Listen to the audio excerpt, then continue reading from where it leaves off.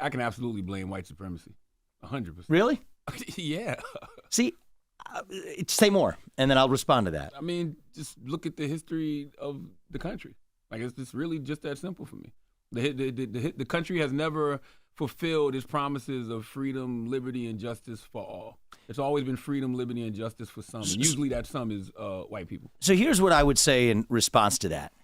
That is obviously true that the nation has fallen short of our promise since our founding. But walk through some obvious facts about America. We're not founded on an ethnicity or a monarch or a food or even a religion.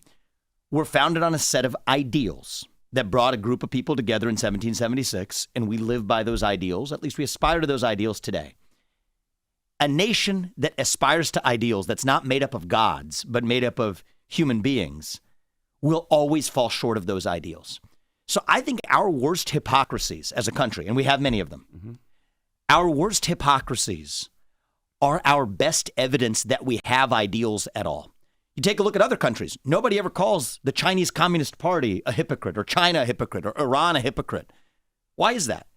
Because to be a hypocrite, you at least had to have ideals in the first place. But a lot of those and so ideals, we're imperfect, but we are about the pursuit of a more perfect union, the pursuit of happiness. America's about the pursuit. And so I think that trashing ourselves, I think we are actually. The actually. reason I say that is because, we never were included in those ideals originally. Originally. Yeah. But never and not originally are two different things. Originally, that's true.